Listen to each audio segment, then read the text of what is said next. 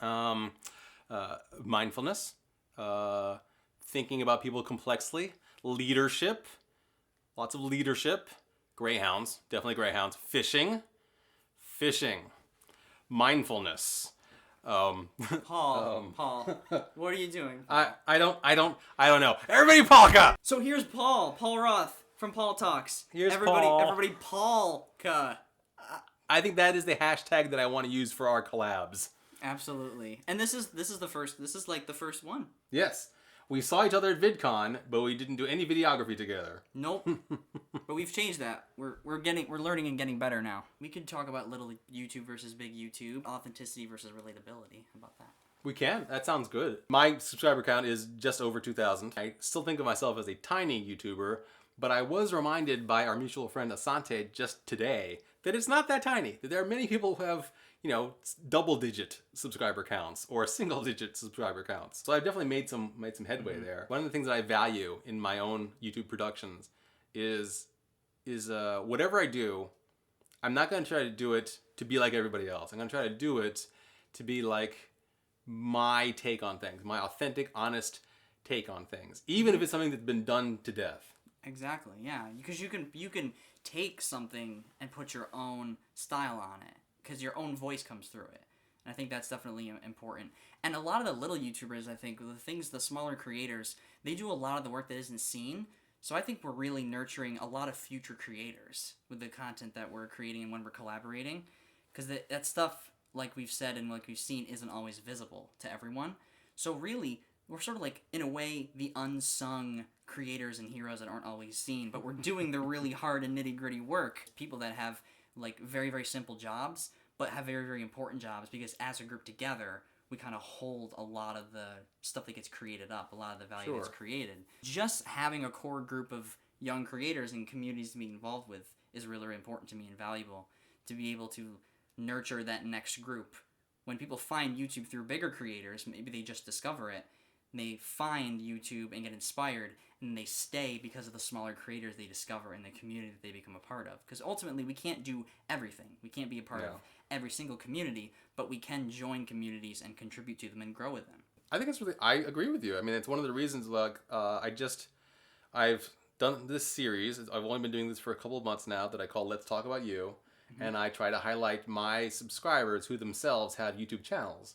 And I both go for subscribers who have very tiny YouTube channels with very few viewers, and also the ones have, a few more, like a couple thousand viewers, but they'd still all be classified as small YouTubers. I mean, they're nowhere close to like 100,000. And I like the fact that most of the time, everybody that I highlight, everybody that I shout out, everybody I shout out comes to the videos, and they comment on the videos and say, "Hi, my name is this," and they chat with other people. And I think that is sort of authenticity that you just can't have when you are creating something for the sake of making art. Not even to be dishonest. A lot of us YouTube content creators are artists, and this YouTube stuff that we make is our art. And so, like, if you were trying to do out a scripted sketch, or if you're trying to do like a music video, or if you're trying to do an animation, certainly, then it doesn't make sense for you to be honestly yourself, because you aren't the point of your art. Your art is the point of your art. And there's nothing wrong with that. But when I get a chance to collaborate with people or shout out people or have them on my live shows, I try to let them have an opportunity to really be themselves and show viewers, subscribers, potential subscribers, what their actual selves are like. You really do get people to engage with one another and grow that community with those videos that you make, where people get to talk about themselves. And it's always that initiative and engagement that will grow those communities, when people come to the same place and share ideas and spend time and energy together, because you really are able to grow together. I think there are some analogs between the stuff that I try to do with regards to connecting people in this online space and the leadership stuff that you do when you try to connect people in the meat space, as Mike Rignetta says. And connect with people online. We work together online, we can get so much accomplished. Yes. Even in like starting online and meeting in real life. We can plan together and get those things done. So that's really just little YouTube is so great, and valuable small creators. That doesn't discount the creativity and value that anyone can create. It shows you, though, that there's a lot of what you can't see that's on YouTube. It just takes some digging to find it. And that's why we need people to like larger YouTubers, I think, to highlight people that are creating Yes. that are much smaller and minorities and, like you say, diverse representation. And we're starting to see that. And I we mean, are. Mika Kitty, she's been doing that recently, for a couple of months now. Yeah. Akila Hughes has recently Tumblr did post. yeah, you saw the Tumblr Yeah. post where she was highlighting smaller Black YouTubers Absolutely. for Black History Month, which is great. Just Call Me Wah, Dark Skin Diva, is also going to do some Black History Month videos and uploads, I think. Also probably I'm sure that she's also going to highlight people who are small YouTubers. And Rosianna Yep. Rojas is really good Rosianna. about that as well. A lot more and more. Cheska Lee will occasionally shout out somebody who's a small YouTuber, mostly on her Twitter, and she does like very constructed stuff on YouTube. But definitely on her Twitter, probably on her Tumblr, I haven't checked. She'll shout out small YouTubers. I mean, it's a good trend, and I'm happy to see it.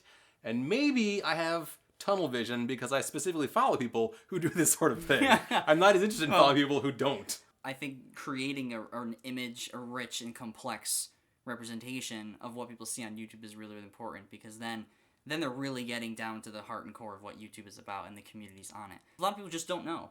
They go to it for entertainment, and there's really a lot of value in connecting with people and using your time and energy and just making a positive difference in a lot of ways with what we're doing as a community together. I fear sometimes when I talk about YouTube's, imagining YouTubers complexly, imagining the YouTube construct from different perspectives. I fear that sometimes I'm getting a little bit too, I think the phrase is inside baseball, where people who are not YouTubers might not care or want to hear about this.